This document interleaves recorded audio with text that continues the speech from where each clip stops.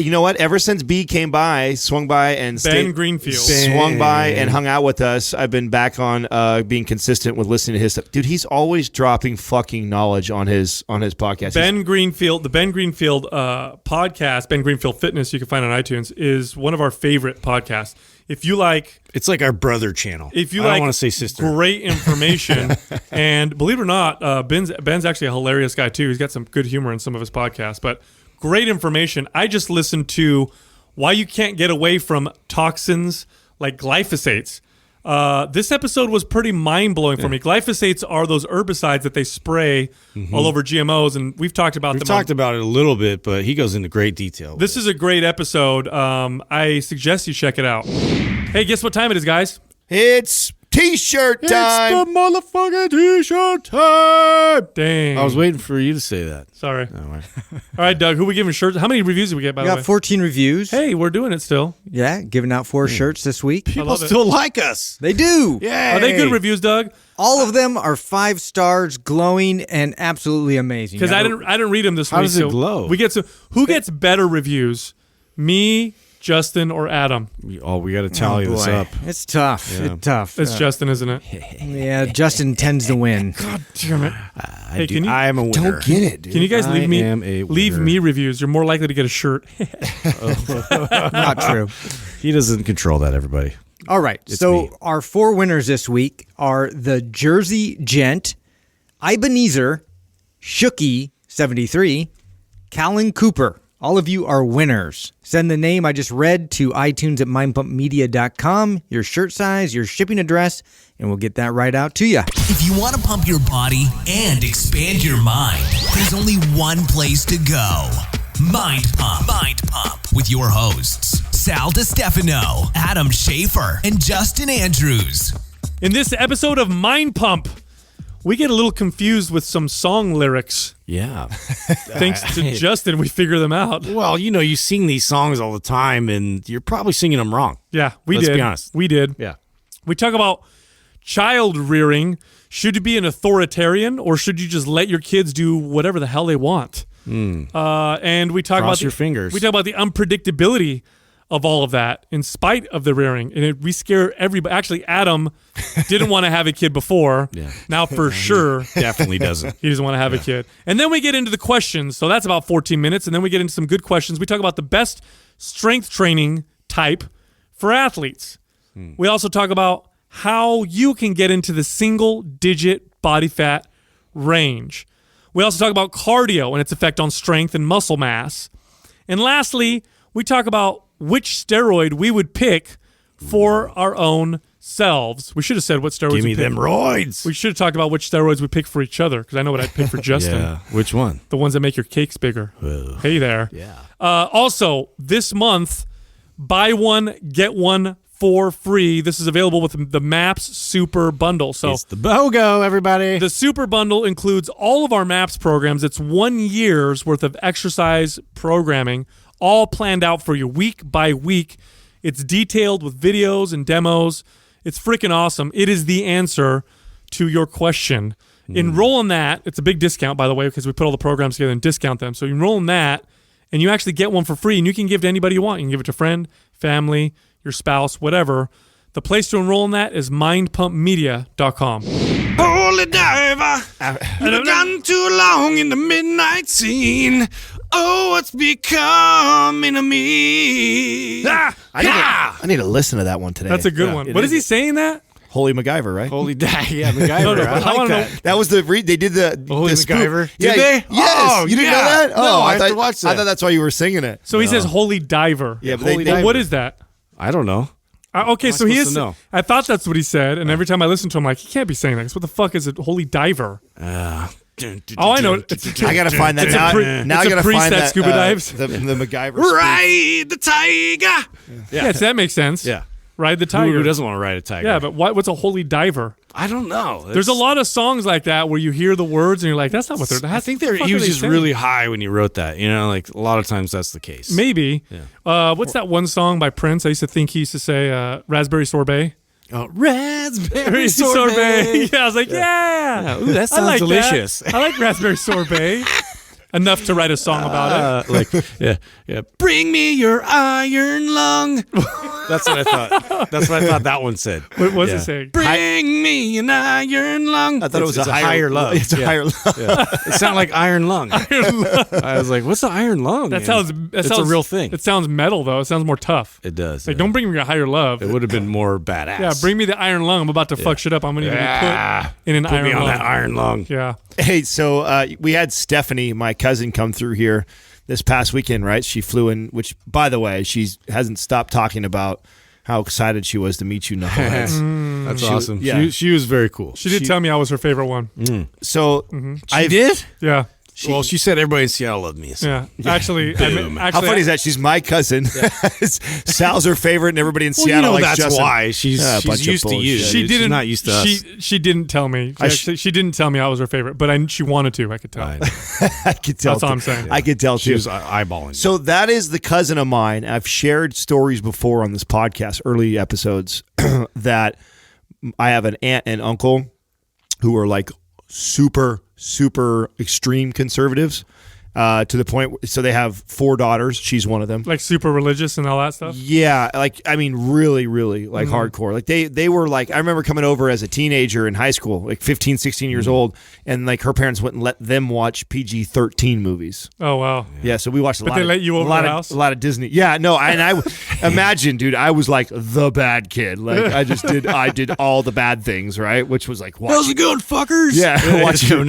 Right, no, totally. Yeah. So I was the potty mouth and the watch. Hey guys, I brought drugs. Yeah. So after she spent the day here at Mind Pump, and her and I spent the day together. Later that night, my uncle and aunt came to pick her up, and we had dinner together. I haven't had dinner with them in a while like that, not since Thanksgiving. And we sit down, and Katrina comes. So it's Katrina, me, and my cousin Stephanie, and then her parents, my uncle and aunt. Now we're sitting there, and it's so funny to listen. Like my uncle, and he's the one, out of all of them, he's the most like hardcore conservative. And he's telling this story, right? And we're talking about like jury duties and stuff like that. And he's talking about, I was on like my longest one, and he's going in and telling this story about an 18-month long jury duty, like forever, right? And it's funny listening to him tell the story of the case, like, because he's like, well, I can't repeat what they said, but then they said something like this, Following all the rules. Yeah, like yeah, right. And not only that, but like not using the swear words that like the gangsters were using inside a court. So he's like, so he can't even repeat the story. Well, he's like 10 minutes into the story, and out comes it was this guy named Tupac, and I'm like, wait a second, you sat on the case for Tupac? He's like, yeah. And I'm like, no way. Yes, dude. What? Yes. It was 18 months long, dude. He was 18 months. This was the, what do you call? What the fuck? He could write a book and make money. Bro, he is I go, have you watched any of the, he's like, no, I wouldn't watch any of that stuff. Like I could barely sit in the courtroom. There's so much profanity, I'm like, you do know who that is, right? Oh my And he's gosh. like, yeah. And so it was No wonder great. he got picked as a jury. So here's the trippy part, though. Listening to him tell a story. Now, I wish I remember how this all went down back then. Now, what do you call that? What's like the pre-court before court? Like before they decide it's going to go full blown trial. The court primer? I don't know. No, what's it called? I'm lost for jury words. selection? No. It's Yeah. something else. I have no Don't idea. worry. Our super smart forum. Somebody will let me know.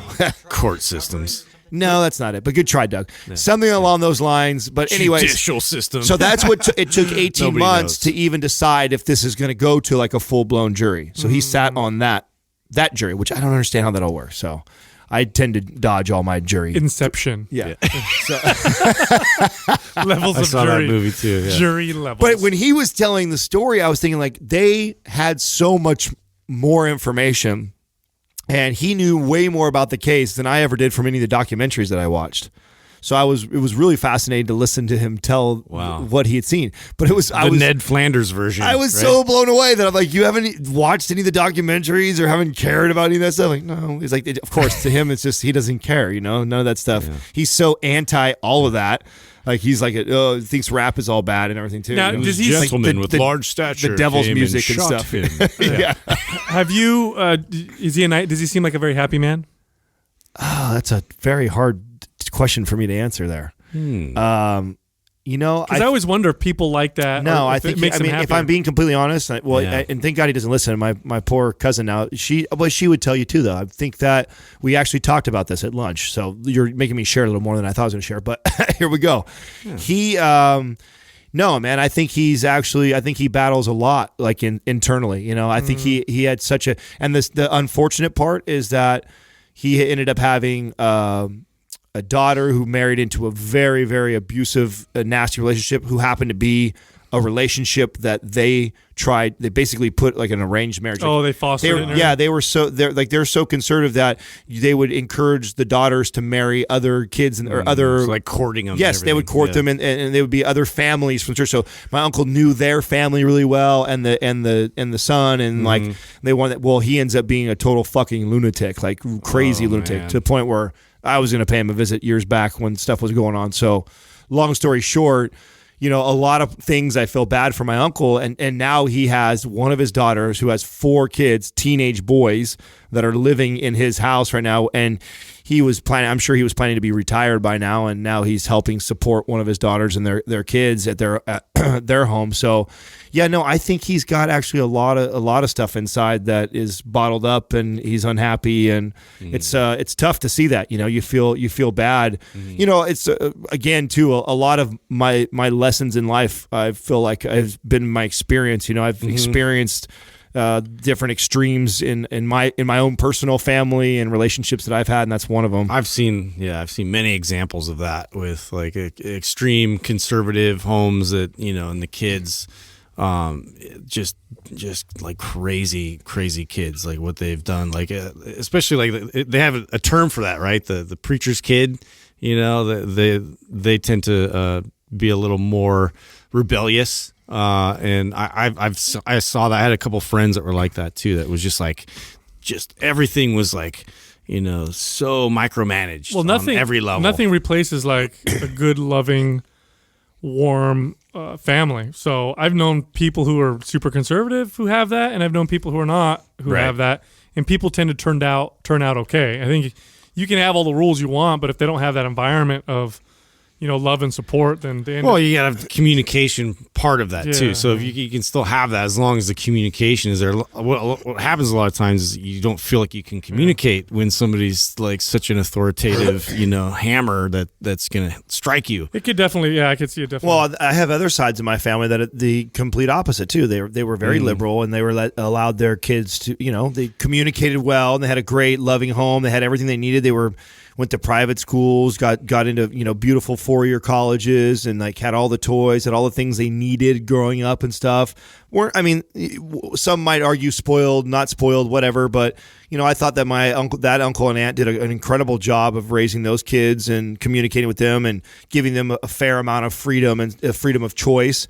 And they both went off to college and ended up partying real hard. One of them ended up getting hooked on pills and still is to this day. And and then I watched the stress that she carried. Like, she carries that burden so much that she's so embarrassed to talk about it or discuss it. And so it's crazy to see, like, God, that's terrifying. Yeah, it is. It is. When you have kids, man, it's so terrifying. It's got. Like, you do everything right. You always feel like incapable when you listen to like those that really, really know me, right, and they like know my childhood story, my own personal story, and then my relationships with friends and my immediate family.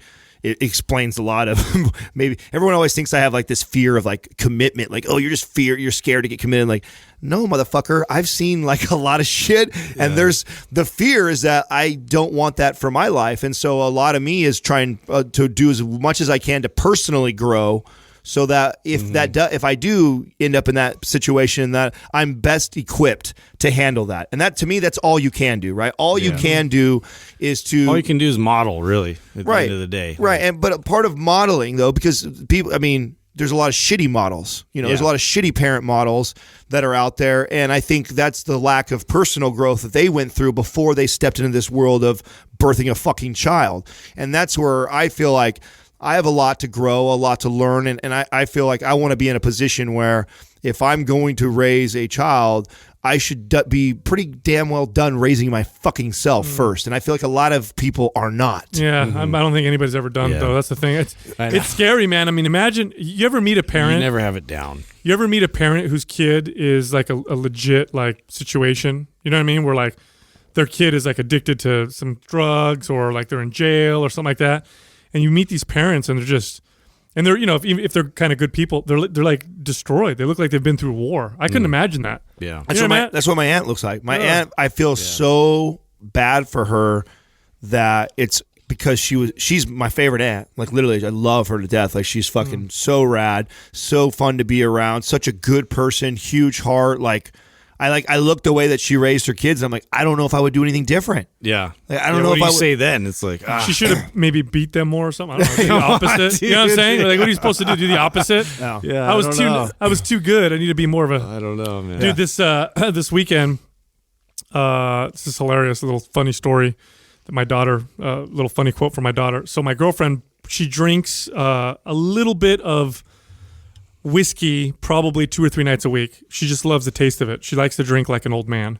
Yeah. But anyway, so she buys apparently I can appreciate that. Apparently it's a good whiskey, Hudson Baby Bourbon, I think it's called. Anyway, she buys a bottle of it, and I go to my mom's house, and she tells me, "Hey, make sure you take the bottle of the car when you go in the house." I fucking forgot, wasn't paying attention or whatever.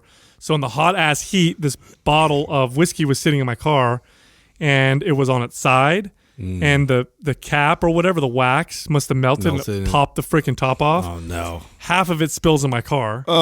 So my car smells like whiskey, hardcore, right? So we get in there and my kids the are real like, tragedy is you lost some whiskey. More than half a bottle. It smells super bad. So we're in the car driving with the kids. I'm like, please don't get pulled over because it smells like alcohol. I have an open bottle and I'm driving 2 kids. So I'm talking about this. And my daughter's in the back, and she goes, "If the policeman just pulls you over, just tell him you're the Pope on the way to church." I'm like, "What? Why would I say that?" She's like, "Because they drink wine." I'm like, "Oh, I see." Isn't that funny? Association. I know. She's like, the Pope just drinks a bunch of wine. So just tell He's me a real wino. Dad, just tell him you're the Pope. Yeah. I was like, that might actually make. Excuse me, officer, I'm the Pope. Yeah, that's my 7-year-old. That might actually make the officer for I'll sure bless think you. I'm drunk. Yeah, I'll bless you. Now, when your kid says it, you just burst out laughing. Yeah, I was gonna say, how do you not just like die laughing? I just cracked up. Can you imagine Peace that? be with you, officer. Do you remember the Cosby Show? The kids say the darndest things. Yes. That was a great one. Oh, it was great. Do they still do that? Obviously, he's not doing it anymore. Yeah, he's not going to host it. Yeah. You guys are laughing. It's horrible. just he's just not the figure that we once thought. Yeah, kids will say some shit, man. Yeah. Make you crack up. Bird time? Yeah. Is it the bird? Bring that Is bitch. the word?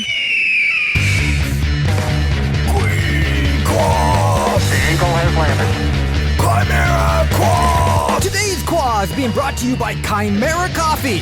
It's the only coffee that is infused with all natural nootropics for a cleaner, calmer, and more focused buzz without the crash. Click the Chimera link at mindpumpmedia.com and input the discount code MINDPUMP at checkout for 10% off. It's the motherfucking Quah. Eagle has landed. Quee-qua. All right, our first question is from Emmy SBN. What's the best kind of strength training for athletes? Best strength training for athletes. Strength training. Yeah, the one that gets you The one stronger. that, Next revolves question, around Doug. strength training. No, it's so some of this depends on the sport, and a lot of it depends on the athlete.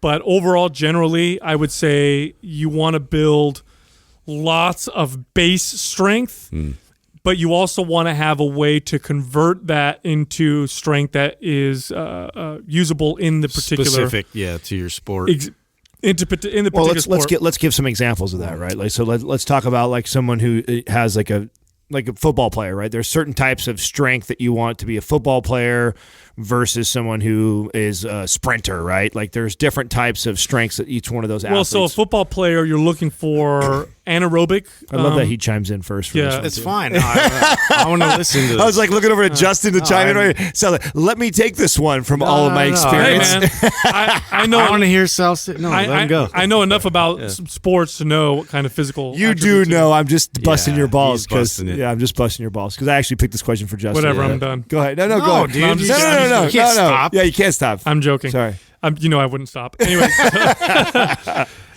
so with football, you need, for most positions, and every position's a little different, but you need a lot of anaerobic strength, and you need to be able to recover after the down is over. So it's not lots of endurance, not tons of strength endurance, but lots of power that you can repeat down after down. Right. So Fast twitch movement. Fast twitch movement. So there's definitely going to be heavy barbell movements with lots of hip strength, hip power. So squats and deadlifts. Power cleans. And then incorporate power movements like power cleans and snatches, and the Olympic lifts, I think, will have a good place. But you also want to incorporate lots of rotational and lateral movement because a lot of the injuries that happen from football happen from people getting hit or hitting in these kind of lateral, awkward kind of positions. And you'll see people's knees will, they'll end up getting a lot of knee and ankle injuries as a result. So rotational movements, power, strength, and then while you're building the strength, it's important you do lots of drills on the field because with football, with a lot of the positions in football, size can be an attribute.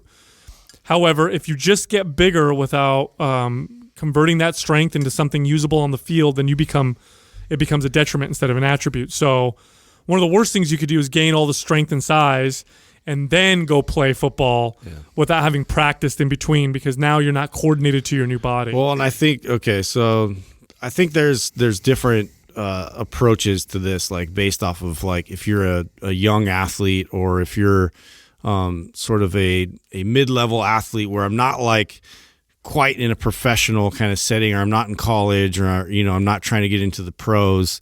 Like I need to really focus on strength training and I need to build my body up. So there's a whole process that, has to happen, why barbells are so good for that and why we do want to kind of focus on, loading it specifically so it's in a balanced situation. So, you're going to get the most bang for your buck, the most maximal strength that way that you can apply. But yeah, you do want to maintain mobility and function and multiplanar movement, but that should be the basis of what you're doing. But then as it progresses and evolves, the further you get into the sport, it becomes more focus needs to be on, the explosive specific movements and then also, the health of your joints and joint specific strengths. So it's kind of a process that, young athletes need to kind of plan out. So part of why I picked this question because I know it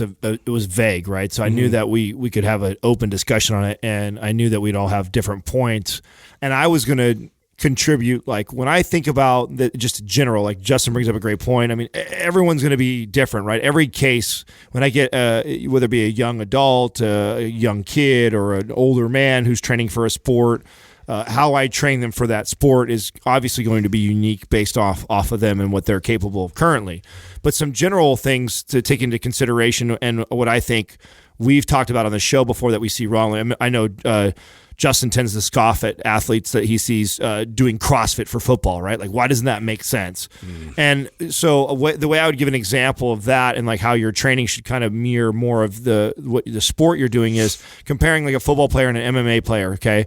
So a football player, what do you think a play lasts? How many seconds, Justin? How many seconds is the average play? A couple 9? Seconds. Right? It's not 9 seconds maybe or something like that. Long. Yeah, maybe 10. Yeah. It's 10.4. So exactly. So Average. under 10 seconds, right? So and what you need in that 10 seconds, you need to be explosive and be able to express that strength in that short amount of time. And then guess what? Then you get to go back to the huddle and you get to rest for a few seconds and then you have to do it again.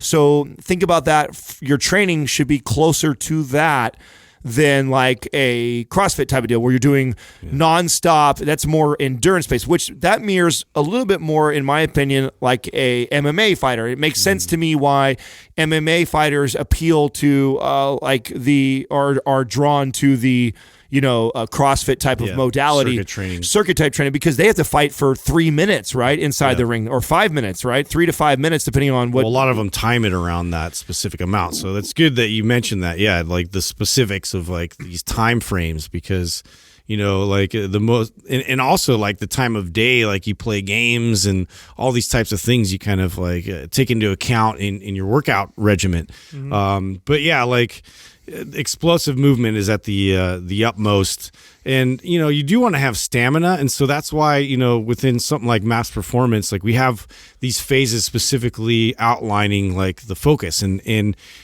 endurance. It does play a factor. You want to outlast, and you want to outlast the other team, because if you're dogging it out there, you're not going to be very effective. I also don't want to get carried away though, because people, the whole concept of training like the sport in the gym, where you're mimicking the sport, I've seen so many people get carried away with it that they lose the main benefit of resistance training. Resistance training does one thing better than anything else, and that's get you stronger. Yeah. So you can build endurance with it, you can build stamina, you can do all those things, but resistance training is by far excellent and the best at making you stronger. So like when I used to train in jiu-jitsu, some of those guys would go to the gym and all they would do is circuits and stuff, because they're like, well, that's how I train in jiu-jitsu. And I used to tell them, look, if you're only going to the gym twice a week and lifting, just focus on getting stronger there. When you do your jiu-jitsu, just do more jiu-jitsu for that. Yeah. You know what I'm saying? And Well, if you, I was going to say, and if you have the accessibility of this, here's something you could do that's really awesome.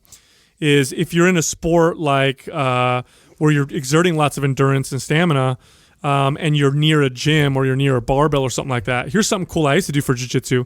I would grapple and do like 3-minute match. Then I'd get up and I'd go do a couple singles of the deadlift. Then I go back and do my grappling. So it was like kind of combining the two.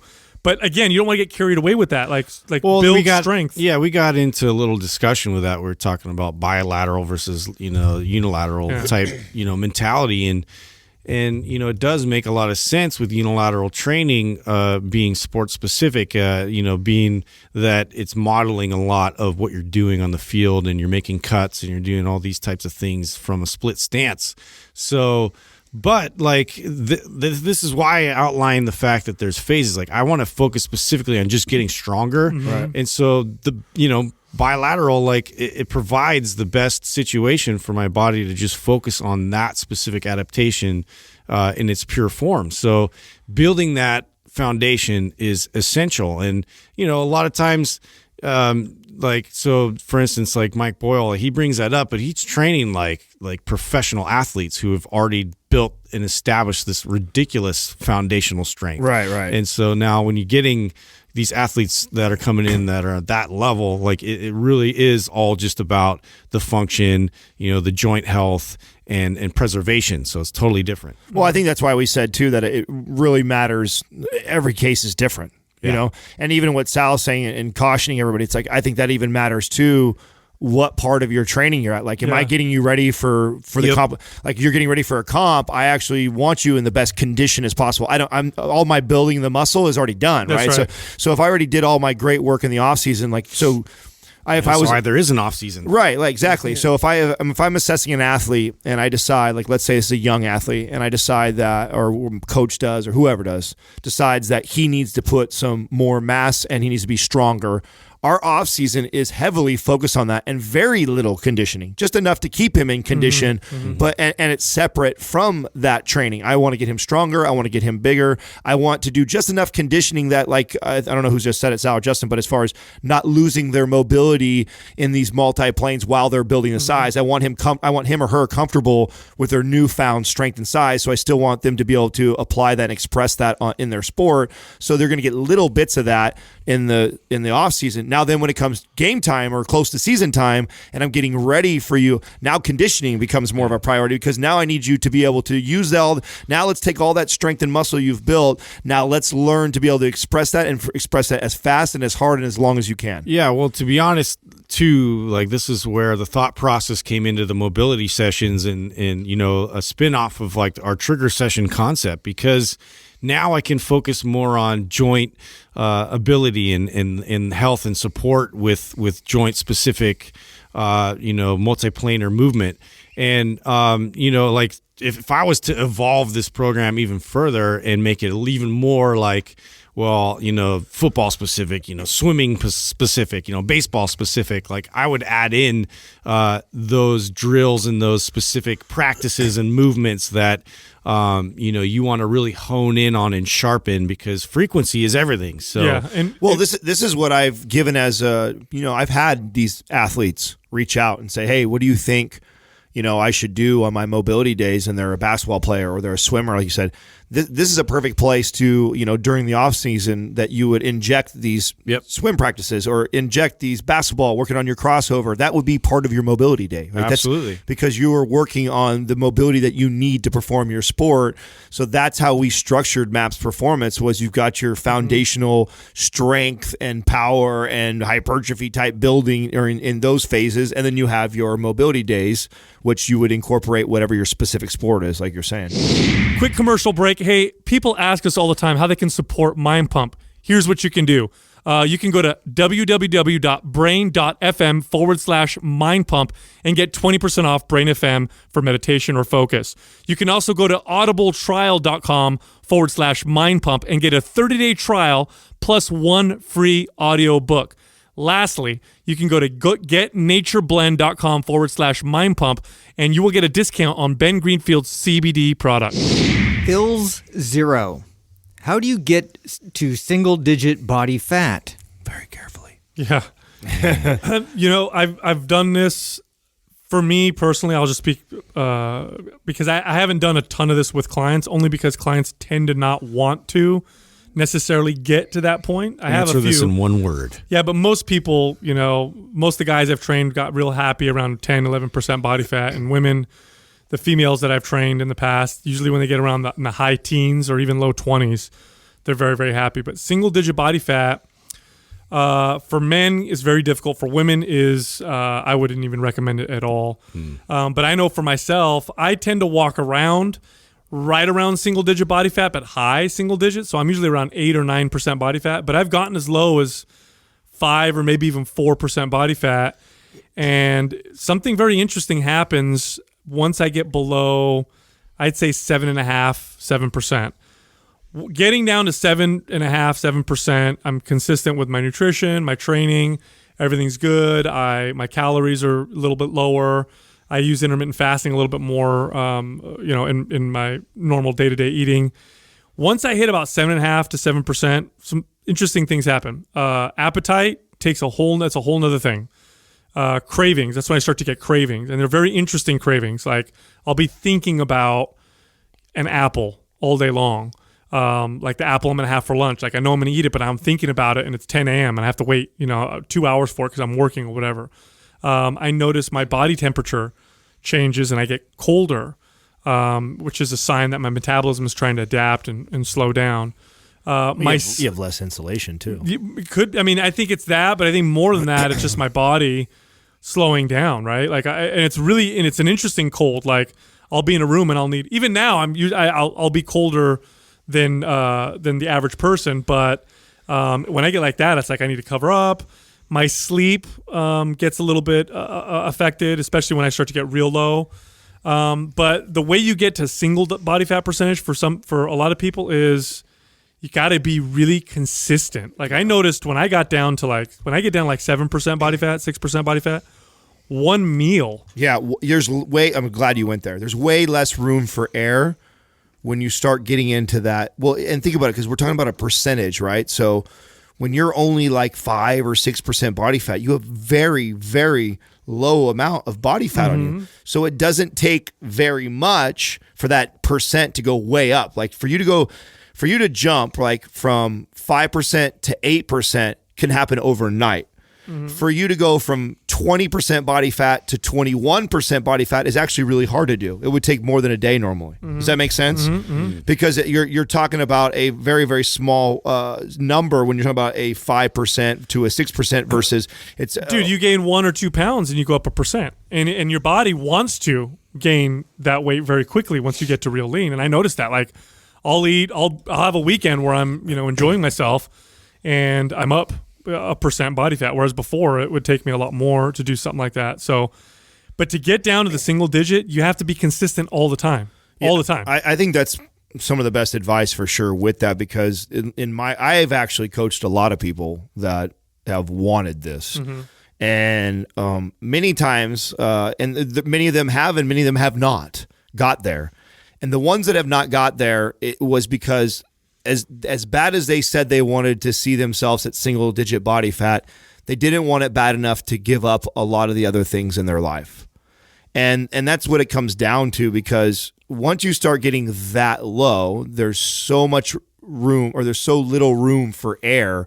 Like Sal was saying, one meal could throw you off 1% of body fat. I mean, it's your level of sacrifice and discipline and commitment to that is greatly increased when you start to get down to single digit. I think a lot of the average person, I think a majority of people can, if we're talking about men, we'll say men first. I think a majority of the population can fairly easily get down to 10 to 15% body fat very easily. I think that's with a little bit of discipline and focus on diet, healthy lifestyle. Yeah, you should be able to making good choices, exercising regularly. I think 10 to 15% body fat is a very realistic, very easy, not easy, but easier, manageable, more realistic. You can maintain it. Yeah, and maintaining it, feeling good, like not having the signs that Sal's saying. For a female, that's number is probably 15 to 19%, For her, 15 to 20% is what I would say for a female. Same thing. Anything below that for the male and the female, now you're at a new level of commitment. And I would tell my clients that wanted this but struggle with it, I'd say, well, have you strung literally 3 or 4 weeks together of literally consistently eating to your plan and training without any hiccups? And that's just well, I only did this and I only did that. And I said, well, yeah, that's why you look great and you're 10% body fat. But if you want to be 7 or 6, there's going to be a lot more times of you feeling hungry and those moments of craving an apple and you not, doing something that you really wanted to do because your friends are all going out and having drinks or eating this way because you care so much about hitting that body fat percentage. I've seen more people screw up getting down to the single digit body fat percentages because once they got down and got closer to it, then they just pushed it even more with more cardio, less calories, and then they're shocked to find that their body fat actually went up a little bit. So that's it. Okay, another good point that you bring up by saying that too is a lot of people heading towards the single-digit body fat, they start off at a much higher number, say 15% to 20%, or maybe even greater, and that this is their ultimate goal. My goal is to get down to single-digit body fat, which I can totally connect to because when I started my transformation journey, I checked my body fat at 19.8%, and my exact goal was I want to be the lowest single-digit body fat I've ever been in my life. So I can totally relate to this being a goal, but I also did that over a 6 to 9 month process of slowly chipping away at that, and building your metabolism up beforehand, I think is so crucial to having success at this, because if you go about it, the way I feel like a lot of people do, which is all of a sudden just boom, all at once, you went from being fat and out of shape and not really working out, not paying attention to what you're eating, to all of a sudden intense training sessions, you're doing cardio. You're on the hamster wheel. Yeah, all of a sudden, and you throttle down right out the gates, and you go from 19% body fat down to 14 or 15 really quick. But then every percent after that is extremely difficult for you because you've slowed your metabolism down so much. And the leaner you get, the harder it is. Yes. Your body fights it more and more, and it becomes more of consuming. It consumes you a little more because you have to focus a little more. You can't, like I said earlier, you can't go off nutrition as often as you did before. But I do want to say this, there's really no need, unless you're, I know how some people have a goal of doing this, but you don't really need to. Men look pretty good usually around 10, 11%. 10, 11%, you take your shirt off. Yeah, but and you're going to look pretty good. Who are we to say that for somebody? Well, I'm just saying. That's not our place to say I just want people to kind of, because a lot of people have never been to even 10%. And so they're thinking single digit body fat. 10%, you can get to 10% if you're a man, and it's not super hard. It's not crazy to maintain. You'll still be able to be strong in the gym. You don't have to worry about so much stuff with your nutrition. You still got to be, relatively disciplined, and you'll look good. You'll look good. And for women, God, most women in the high teens, 17, 18% body fat, You look like you're fit and you're kind of like an athlete. I agree, but I also think that, and I think we all have this conversation with our clients. You know, I learned so much about myself pushing. I mean, how much did you learn about yourself when you saw yourself at 5? Just the simple fact that you know what you're giving this advice for that reason, because you know how weird the body starts to act and how certain foods affect you differently, and you get to notice all that. And when you get really, really lean, it's amazing how sensitive everything becomes. Like my senses to my, like, every type of food that I eat is like super heightened when I'm that low. And it's crazy when you deplete the body for that hard, that long. And then it seems to always be starving for nutrients, like how quick you can tell that, oh wow, my body totally agreed with that, or oh wow, it totally rejected that, or oh, like it responds really fast when it's starving for nutrients all the time, and you're finally giving it nutrients, and what you give it tells you a lot about your body. And it taught me a lot about the mental discipline that was involved with that. So I don't know if I want to detour someone for setting that as a goal. I think just if you're going to do something like that, the approach is so important, and making sure that mentally and physically you're set to do that, Picks by Leo. He's got the distinct impression you guys don't like to do cardio as a way to burn fat if you want to maintain muscle mass. What? Does your advice change if your goal is to maintain strength, but you don't really care about muscle mass? For example, preparing for a powerlifting or Olympic lifting competition. Okay, so let's first be clear. There should be a certain amount of cardio, and I hate to use the word cardio because when I say that, people think they're on a treadmill, on a bike, on elliptical, like actually doing cardio. Yeah. But there is a certain amount. There's a lot more options. There's tons of everything. I mean, walking fast, hiking, that kind of stuff. Like, there's a certain amount of cardio or activity you should do for health. And if you do it and you optimize your health, it will maximize your ability to build muscle and strength. Okay, so that being said, adding extra cardio and pushing cardio will do nothing but take away muscle and take away strength. And in fact, it'll take away strength faster than it'll take away muscle. That's one of the first things you'll notice is you'll lose strength before you start to lose muscle mass. So when I train strength athletes and I work with strength athletes who want to maximize their strength, I don't tell them to not do cardio. I'm not one of those people. It's like, avoid cardio at all costs.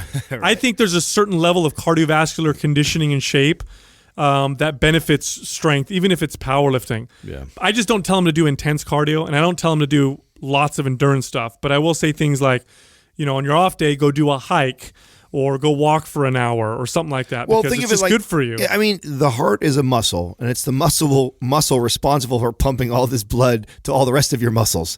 So think about, like, I think I want that strong, right? Mm-hmm. And I think exercising it to the point to where it's got some strength and it has some endurance and it has some capabilities of doing that is going to be beneficial to all pursuits. But using it as the main source or main tool to lose body fat, which I feel like the majority, and that's a lot of the reason why you hear on Mind Pump we talk out, because you will most certainly catch me hiking. You will most certainly catch me on a treadmill. It's just cardio's overdone. Yeah, it's grossly overdone. And so we take the opposite side, not because we're like anti-cardio. I'm not anti-cardio whatsoever. I implement it. It's just commonly thrown out there as that's the answer that everybody has in their head. It's like, I got to run all this weight off. And there's a lot more efficient ways to do that we try and bring up, especially just being more active and concentrating on NEAT and, like using cardio more restoratively to benefit you in your strength lifts, things like that. It's a different mindset towards Here's something I noticed, because I grew up lifting and I just wanted to build muscle, and I knew cardio burned calories. So it was the last thing I did ever was do cardio. Later on, as I became more self-aware and started educating myself a little more, and I started doing a little bit of cardio here and there. Even, and this was during periods of time I wasn't trying to get lean or anything like that. I just would throw it in. I noticed a benefit. I noticed that I started building muscle a little bit better, and I started getting a little stronger. And at first, I didn't really make the connection, but I noticed it because I would stop the activity, the cardio, the hiking or whatever, and then I would re-implement it again. And I noticed that I would be better with my squats, with my deadlifts, and I just build more muscle, and I just felt healthier. we have to understand that a healthy body, a total healthy body, is the perfect environment for adaptation. It's the best environment for adaptation. So if you're avoiding cardio like it's the plague because I need to build muscle, and so what you do is you just sit on the couch all day long, except for when you lift weights because you need to conserve calories. That's the wrong approach most of the time, because that's sending a signal to your body as well. That's also telling your body that you don't need muscle. And so if you have two people who, you got two twins, one of them lifts weights and then is zero activity all the time, and then the other one lifts weights and does some moderate activity and just is overall active and going outside, the person that's doing some of that activity is going to build muscle a little easier and have just because of the better health. So I don't like telling people don't ever do cardio. I just don't use that word cardio. I say move and be active. Yeah, I think that's why. I mean, I probably speak out the most against it, right? I think I'm the most vocal about it because of how it's abused in my competitive world. But if those that are paying attention and watching my Insta story, you'll see, I mean, I'm getting 15 to 20,000 steps a day. That's a lot of fucking moving. My heart is working. My heart has got to work. It's got to pump a ton of blood in order to do that. So even though I'm not getting on a treadmill and I'm not pumping away as hard as I can for 30 minutes to an hour, I'm still exercising my heart. It's still having to work. And I'm conscious of the days that I don't do that would be a day that, hey, this would be a great day for me to do some steady state type cardio because I flew on a plane to Tampa and I sat all the first 6 hours, and hey, this would be a great time for me to do this. And then I'm smart about it, like, oh wow, this was a day that I took 20,000 steps and burned 5,000 calories. There's no real need for me to go now hop on a treadmill for another 45 minutes to an hour and bust away doing cardio. That's what now, and that's the part where I speak out on this, because this is where people think that by doing that, they're going to get to their goal faster. And a lot of people get motivated by a day like that. Like, oh, I've already stepped this much. Now I'm going to go do cardio for an hour and like burn up all kinds of fat. Where no, it's like, you've already moved enough. Your body has already probably expended some fat throughout the day because you move so much that this would not be the most ideal time for you to do cardio. But flip that on the opposite. Hey, it's a day where you moved like the average American, which is 4,000 steps a day. Well, fuck yeah, you should do some cardio. Yeah. And also consider there's cardiovascular goals that people have too sometimes. Like they want to build endurance and stamina and they want to challenge their cardio. If that's the case, then yeah, you need to do the cardio and you need to program it just like you would program your workout. Because, look, I lift weights and I don't necessarily lift weights specifically for longevity. Longevity is always a priority of mine, but I also lift weights to just push myself to get stronger and build more muscle. Now, I don't treat cardio that way, right? I treat cardio as just being active and for longevity. Well, if you flip that and you're somebody who really prioritizes cardiovascular endurance and stamina, then you treat resistance training the way I treat cardio. You would go in the gym and you'd lift weights a little bit here and there to maintain strength and mobility.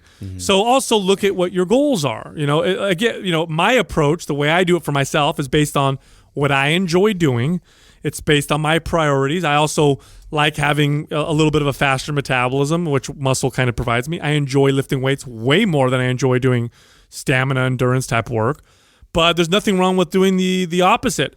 You just need to realize that I'm so glad you said that, because that's a great point. No, but so many people think that we're so anti-cardio. No, it's just the way we like to train. It is. It fits our training style. Yeah, if someone came to me and you're training for a Spartan race, or you love doing cardio and you don't care about building a bunch of muscle, then your programming that I would set for you would be on its head. Yeah, it would completely be different than how I train myself right now. Yeah. So I think when we talk about things like that, we're talking to the majority of people. Like if you ask me that your goal, okay, is to build muscle and you burn fat, cardio is not the best way to do that. It's just not to do either one of those. Cardio is not the best way to burn fat, and it's definitely not the best way to build muscle. So I honestly do some cardio like in high intensity versions, like sporadically, like intermittently, mainly because I want to be able to have the abilities of these movements. So I'm pursuing these explosive, intense type movements that I want to have ability and endurance towards. So if I'm jump roping, or I'm sprinting with the sled, or I'm running up a hill, whatever the case is, I just like to be able to maintain abilities, But I weave in and out of that. That's just something that's a phase that I'll go through that I actually enjoy doing that sporadically. So that's how I incorporate it. But I'm not against cardio, but I would much rather focus on strength personally. So that's where I tend to end up. Yeah. So for me, like what I like to do is if I feel like I need more stamina and I want to challenge my cardiovascular training, then I typically will do a circuit, or I do supersets, or I'd rest less, or I do higher reps with my weights because I enjoy that more. Otherwise, I'll just hike. Like I love hiking. I want to maintain good hiking cardio. That's my extent of how much cardio I want. I don't care about having cardiovascular endurance to run, 5 or 10 miles. I don't care about being able to swim a mile or anything like that. It's just not interesting to me. From a longevity standpoint, I do the activity that I enjoy doing, and to keep that particular cardio, vascular shape, and that's it. But you have to understand when you ask your body for different types of adaptations or specific types of adaptations, they tend to compete with each other. So if you train for maximum strength and muscle and maximum endurance, you'll get a little bit of each, but you'll get a lot of neither. Yep. So it's just one of those things. Look at what you enjoy and train that more if that's what you enjoy doing. If you had to speculate though, and which one has more carryover to the other? That's a very tough. Well, I guess like if you strength train. Here's the thing: weights are way more versatile than cardio. Yeah, that's where I'm getting. Way more versatile. Like I guess with cardio, if you throw in body weight stuff, now you can get real versatile. But that's not really cardio, right? Cardio, I would consider running, cycling, that kind of stuff.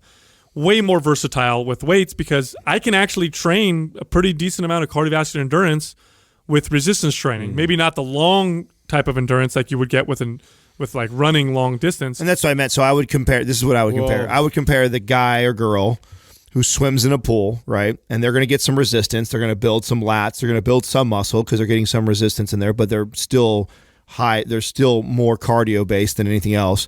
So they're still not going to build a lot of muscle.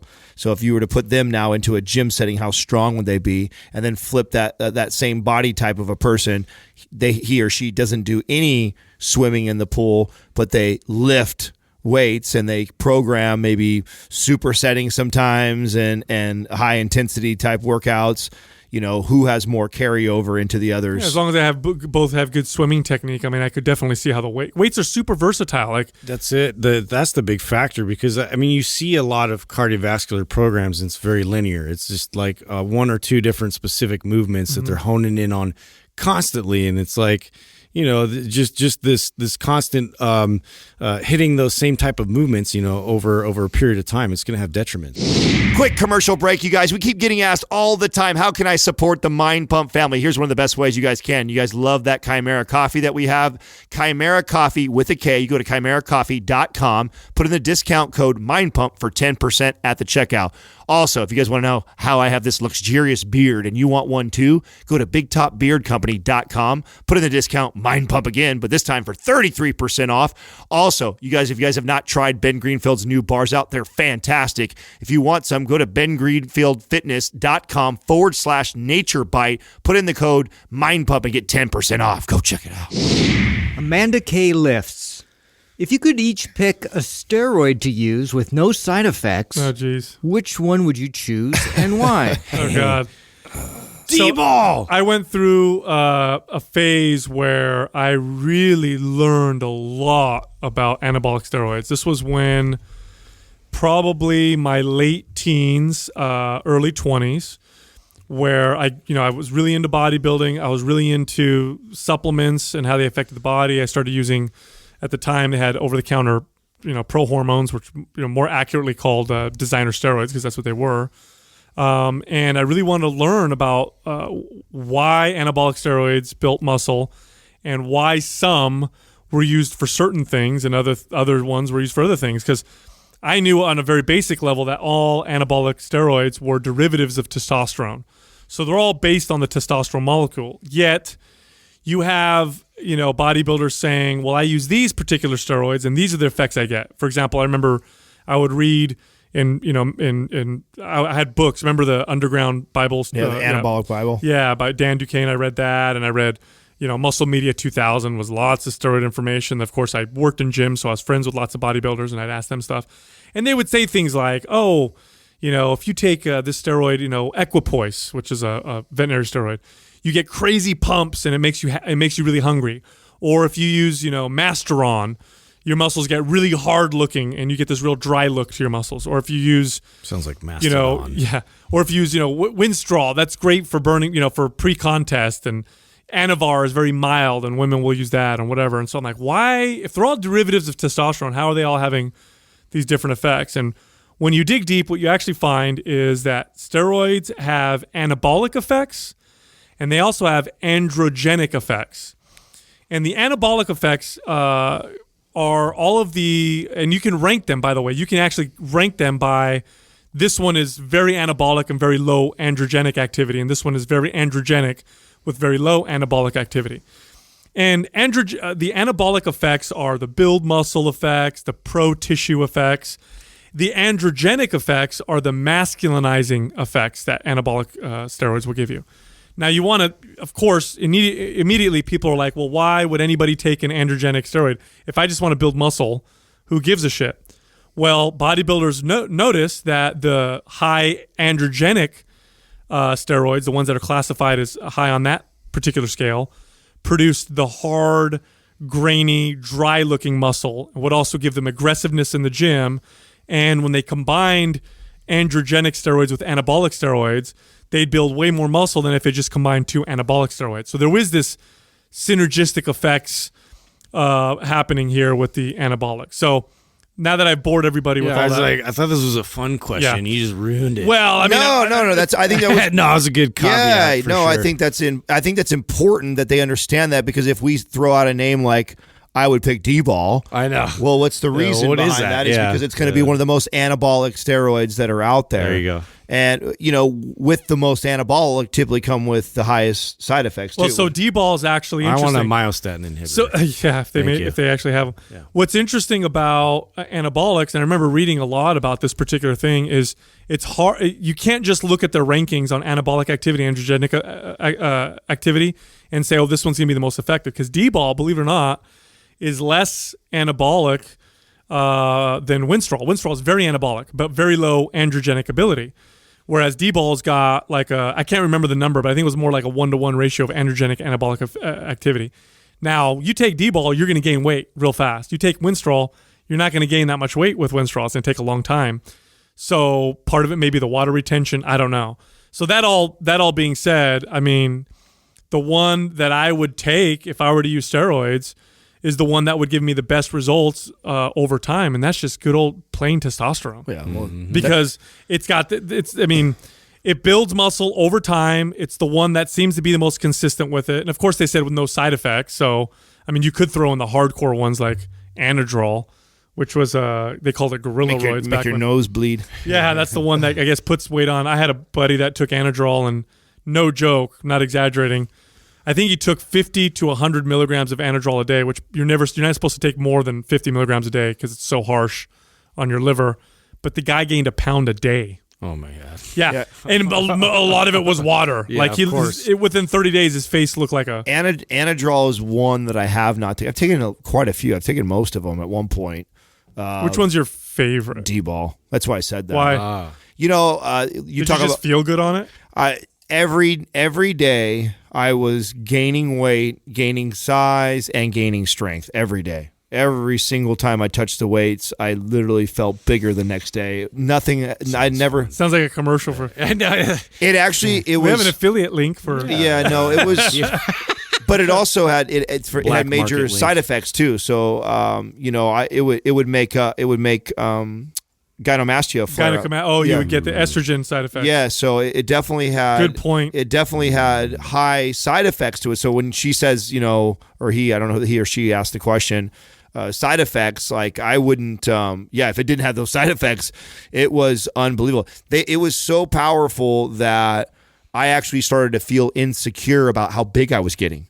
because I was like, holy shit, everybody knows. Yeah. Everybody has to know that I'm taking this stuff, because I literally grew basketballs on my shoulders over 2 weeks' time. You know what I'm saying? Like, you see me as a trainer lifting for a long time, and then all of a sudden I had these, and I have the, like, I always, it's been, you know, we all have like the way we stand, right? I have a habit of standing, and when I'm like resting or breathing in the gym, like I put my hands on my hips. It's just how I breathe. It's just, I don't know. Put my hand up on my hip. So When I you would dip, you I would dip, you do that, dip. and that kind of rotates your delts forward, and then it would just create this crazy, like, you literally look like I had basketballs on my shoulders. And I was like, I'll never forget, I was training a client, and I'm standing like that, and I caught myself in the mirror, and I went, oh my God.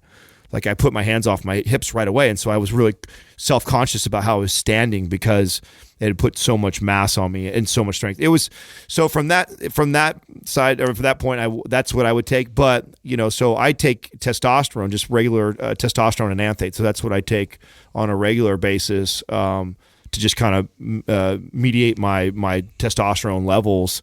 And, you know, if done in low doses like that, I don't have any side effects. Because that's what you're. I mean, that's like testosterone. It's what you have naturally in your body. Yeah, and I take such a minimal dose of it that I'm not getting like. Are you at replacement levels or above replacement levels? I would still consider myself a little bit above replacement levels, because I think what Doc originally said was like, I want to say 50 A or week? 75. Yeah, 50 or 75 a week. So I'm close to that. I'm 250 every 14 days. So what is that? 125 a week. So Yeah. 125 a week is still considered higher. God, that's, you know, it's funny. Bodybuilders listening right now are like, that doesn't even count. Yeah, no, most guys say that, most in the bodybuilding world, 1 cc a week or 250 milligrams is considered off. Isn't that hilarious? Yeah, it's gotten to that point where guys consider. So yeah, I would be considered natural if you Well, were so D-ball, Dianabol is, I believe, if I'm not mistaken, is the first American steroid. It was the first one that the American weightlifting team used, and it was the first steroid that bodybuilders used. And it used to come. They used to sell it. America. They used to sell it in 5 milligram doses, and that's what they would take every day. 5 milligrams. Do you know what? Nobody ever takes less than like 25 milligrams a day now, which is pretty crazy to think how different it's been. And I know back in Arnold's day, that was a staple. Was Dianabol and Decadurabolin was the combination that people would take. Now, I took a designer, like an over-the-counter one, because there was a period of time where there was this gray market where chemists were going through old literature of tossed away, you know, steroids. There's like that atom molecule or yeah. subtract one. Well, no, these were actual like anabolics that companies were researching, and then they just never developed them. So chemists would go through these old ones, and then Just skip right over all the side effects. Like, don't worry about that. That's why a lot of them were never made. But they actually they would make them because there were no laws that said they were illegal, and they could sell them over the counter. And I took one of them. It was called One Testosterone. I don't know if you guys remember that. It was over the counter, one test, and it was legit. Like, this shit was like, I gained like 20 pounds taking this thing. And I remember working out and just I would get pumps that were painful to the point where I had to stop my workout. And of course, when you go off, it's like whoosh, it goes away just as fast as you had it.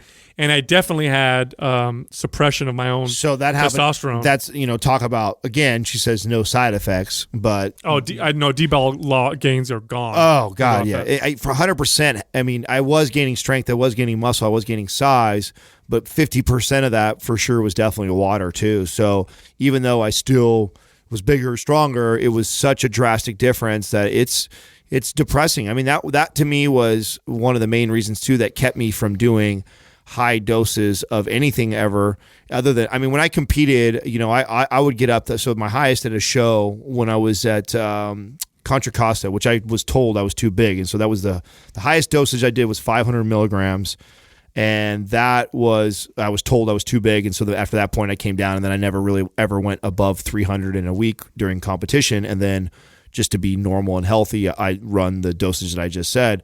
Well, when I took the D-ball, like, it was crazy, the amount of water, the amount of size, the amount of strength, but then the feeling of coming off of that was so bad that it was like It's like in a week. Yeah, and that's really where guys get addicted on it. It's you can tell that's what it is. It's not like there's not these addictive properties that are in steroids that are addictive. It's the feeling of how you feel while you're on them and how shitty the feeling is when you get off. And that's why when people ask me, like I'll get this all the time. Like, I just want to do one cycle. That's all I want to do is just do one cycle. Why? You're going to, with just one cycle, here's what's going to happen. You're going to, when you go off, it'll take some time if you do everything right, but you'll still lose everything you gained. You're not going to keep any of it. It's not permanent. Whatever the signal that you're sending your body is a hormonal one. So that extra muscle that you have is due to that hormonal signal. Remove that hormonal signal, and it's no different than you stopping lifting weights. Signal's gone, muscle is gone. Now, it's fine on the way up. There's no problem gaining that muscle. It's fun. But could you imagine dealing with, because I've done this, like I said, with the pro hormone or whatever, dealing with the on the way down fucking sucks. Oh, yeah. And a lot of guys don't even lift weights anymore because it sucks to go to the gym and lift weights and become weaker every workout. That's what would happen to me was I'm either on or off. And you're either on or off everything, right? You're either you're on testosterone, you're lifting like crazy, or you're eating like crazy, or you're off completely where you're not really lifting at all, you're eating whatever the fuck you want, and you're not taking testosterone because workouts become so depressing because there's nothing worse than being consistent, hitting the weights hard, and watching your strength decrease every single week. And your size and your recovery, yeah, and your sex drive. And that's a shitty ass feeling to deal For with. For me, I would want to be on whatever Barry Bonds and Mark McGuire was on. Hook me up. Balco. Yeah, give me the Balco drugs. The clear. Yeah. Now, that all being said, here's something interesting that I was speculating back when we were talking to Ben Pack, or hanging out with him, I should say. There is lots of evidence that muscle fiber hyperplasia happens in humans, and this is where muscle fibers split and so one fiber becomes two fibers. And although muscles atrophy when you stop lifting weights or whatever, you don't lose the fibers. There is evidence that you don't lose extra muscle fibers. So here's something that's interesting, but I'm going to follow it up with a caveat. If you did steroids for years and then you went off, you may have definitely created some permanent muscle on your body that you'll have for the rest of your life. However, with that comes a massive a very high risk that you've also completely shut off your own hormone levels, and then will have to rely on taking testosterone for the rest of your life, which fucking sucks. I really feel for people who have to. I mean, Adam, you have to do it. Sucks. I would hate to have to do that, right? I mean, if you could stop that. Well, no, that's why, and people ask me too, like, what's with the every 14 days? Isn't the ester and it's supposed to be, 5 to 6 days? Yes, I understand all that. I don't like fucking pinning myself. Like, I don't want to do that. Like, it's not like something. What I do know is that when I don't, like, my sex drive goes through the shitter, and like I happen to like to have sex, and so that type of, and then too, like I can tell my testosterone levels affect my energy, my sleep, my motivation to train. Like, so I like just to be fucking normal. I'm happy with just being good and normal to where I feel motivated to lift. I actually want to have sex multiple times a week. Like, those things matter to me. So yeah, no, it absolutely sucks to have to do that, So, and I've had to learn to manage that, where it's like, okay, what's again, going back to what we always discuss, the most, the lowest amount that the least effective dose. Yeah, right. The least I can take to get what I'm trying to get out of this without overdoing it, because real quick that can lead to, I want more, I want more, I want more. So, this kind of reminds me of, other topics like we talked about, like, getting ready for someone to even compete.